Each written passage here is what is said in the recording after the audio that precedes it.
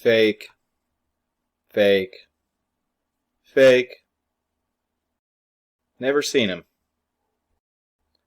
Oh, no. That's real. I've seen it myself. But maybe you haven't? Alright, let me show you. Minecraft is a game with nearly unlimited possibility. It's about as open world as you can get. Explore, fight, gather, create. You can do whatever you choose to set your mind to. But the same things that make Minecraft great may also make it overwhelming, especially for newer players. And that's why this video exists. I can't tell you how to play, but I can help you discover what you can do to get you started, and for some more experienced players, maybe help you brush up on the basics. Welcome to Minecraft CavesNotes. Let's go ahead and mine right into today's topic. The deep dark is covered in a dark pulsing material called Sculk, which exists in several states, the most common of which is just Sculk blocks covering the walls of the caverns. Mining this Sculk, or any of its variations, without the Silk Touch enchantment, will destroy the block but also release some XP. The hoe is the fastest tool for clearing Sculk varieties, and can be used to gain reasonably large amounts of XP pretty quickly. Next are the Sculk Sensors, which have little tendrils waving in the air and detect vibration frequencies within an 8-block spherical range, even through solid material. With Silk Touch, these can even be collected and used as a redstone component for making contraptions with wireless signals. Sculk Sensors by themselves are not a concern, but when paired with Sculk Shriekers, they become a major hazard. Sculk Shriekers emit a blood-curdling howl and temporarily afflict you with a pulsing darkness. If they are activated 4 times, they will summon a creature from out of the Sculk that listens to vibrations much like the sensors do, and whose only function is to seek and destroy. We'll talk about that in a moment. The final Sculk block is known as a Sculk Catalyst. Generally speaking, these are perfectly benign and can be ignored.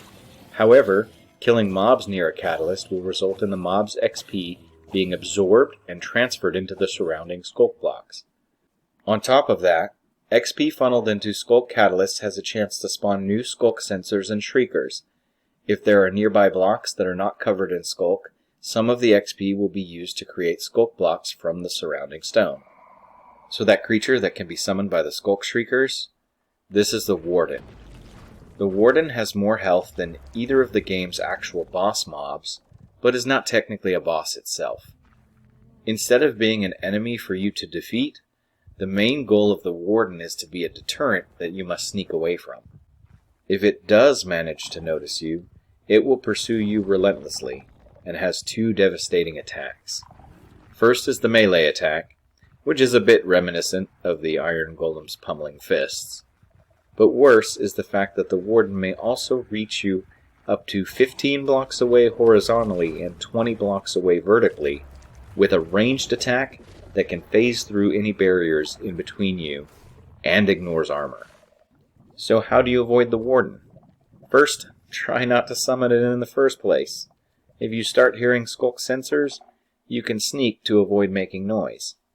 You can also destroy sensors or shriekers that you find if you can get close enough to them without setting them off. It may also be prudent to return to the surface and come back with some wool or carpets. Walking on wool or carpets will not make enough sound to set off sensors or alert the Warden, and they can be placed and removed silently. So you can use wool to cover sensors and or shriekers to absorb incoming vibrations. Just be careful. Although the vibrations are directional and you may not need to completely cover a sensor or shrieker, detection can happen through other solid blocks, so you may not be able to cover all angles.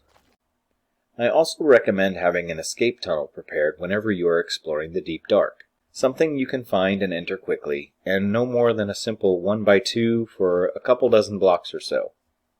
This is because the Warden is 3 blocks tall. It can fit into 1 block wide gaps, but won't be able to follow you into a low tunnel. If you find yourself in a pickle, being able to dash into a hole might just save your life, as long as you can use it to get fully beyond the 20 block range of the Warden's sonic attack. That's why I suggest going farther than just 20 blocks deep, as there may be a cave that curves around and allows the Warden to reach you when you thought you were safe.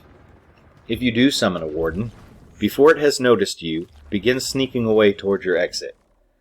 If you have projectiles such as arrows, snowballs, or eggs, you can distract it by tossing or shooting in the opposite direction. 2 notes of extreme caution here. 1. Don't accidentally hit the Warden, or it will immediately aggro to you, and its slow meander will become a nightmarish shuffle sprint in your direction. 2. If you need to make multiple throws or shots to distract the Warden, be sure to wait at least 5 seconds in between, or it will get wise to your ruse and focus on you instead. If you are able to escape, the Warden's anger will slowly subside until it reaches a point where it has no target to pursue. Once this happens, it will eventually decide to go dormant again, digging itself back into the ground and despawning. From a technical standpoint, all other hostile mobs are hard-coded not to spawn in the deep dark, much like the mushroom fields. However, it's pretty common to find yourself near the border of regular caves, another underground biome, or even a structure that bleeds into the deep dark, and mobs may wander in and begin setting off sensors. Hostile mobs and bats, oh my gosh, will not set off shriekers even if you hear them triggering the sensors. However, if you are waiting for the Warden to despawn and there are mobs in the area, then they will significantly delay his disappearance, as the Warden will aggro to and fight anything. Like Minecraft's other large structures, the ancient city is procedurally generated, which means each one you find will be laid out differently. However, some things will always be the same. The bottom level of the structure is at Y-51, so if you're searching for one, you will need to be at this level or a bit higher. They generate airspace around them, so anything up to about Y-35 will work. In fact, I personally prefer to search around -45, so when I do dig into the open area around the city, I'm not at ground level. This allows me to have an initial view across part of the structure and plan my route in.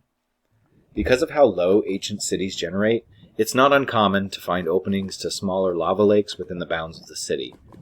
And the central portion of the structure will always be the same, although there will be some variations to the placement of Sculk Sensors, Shriekers, and eroded blocks. The big irony of the ancient city is that, despite looking dangerous and imposing, if you do happen to summon a Warden here, it will often be easier to escape from than it would in normal deep dark caves. This is because there is much more flat ground to move along than in the caves. Note the word escape. Hiding is not a good idea with the Warden. Even if you stay still or make no sound, the Warden will begin sniffing and eventually lock onto you if you are within about 50 blocks. Your primary goal should always be to get far away, though silently if possible. You do have a small window of time when you hear the Warden spawning to move quickly without worrying about noise, but only until it finishes digging out of the ground. And I'd only recommend doing this if you have a safe path back the way you came. Otherwise, you risk setting off another Shrieker, and multiple Wardens are allowed to spawn as long as the existing one isn't within 24 blocks of the next summon location. Because of this, the first and most important tip I can offer for clearing an ancient city is to take your time. Knowing your safe path out is important, and Shriekers do have a cooldown, so you may be able to lower your Shriek count over time. Second, just like with the Deep Dark, collect or break sensors or Shriekers whenever it is safe to do so. Despite common expectations, you don't necessarily need to carry hundreds of wool blocks on you to clear a city. Instead, look for isolated Shriekers or sensors, and place wool around them in any directions that might alert other sensors, and then break them. As you clear out an area, you can retrieve your wool and even place down light sources, which will also double as a way to tell where you have already explored and possibly help you find your way back. Be methodical. Just as with the mine shafts and strongholds we talked about in the previous chapter, work your way through each section and clear it out as you go. Unless, of course, you'd rather just have the thrill of tempting fate with every turn and every chest. Hey, it's Minecraft. You do you, knock yourself out. There are actually quite a few chests. Most of the individual structures within the city have them, and some have more than one. Of course, you'll also find unfortunate generation where there's a cluster of Shriekers and Sensors together too. In fact, this might be a good time to point out exactly how Shriekers work. Shriekers themselves do not sense vibration, except for when they are stepped on. Do not walk on a Shrieker or you'll set it off, regardless of any sensors in the area. But even though they don't react to vibrations on their own, Shriekers resonate based on any sensors that are within 8 blocks of them. So for example, if you were to find a sensor and Shrieker next to each other, but they were far away from others, you could safely break either one first. If you find multiple Shriekers near a single sensor, break the sensor before taking care of the Shriekers. And likewise, if there is a single Shrieker near a cluster of sensors, break the Shrieker and the sensors will have nothing to transmit to. Sensors, on the other hand, are zero threat if there isn't a Shrieker or Warden nearby. But for your nerves' sake, maybe take them out anyway. In many cases, you will find awkward clusters of sensors and Shriekers in combinations that don't fit neatly into those examples.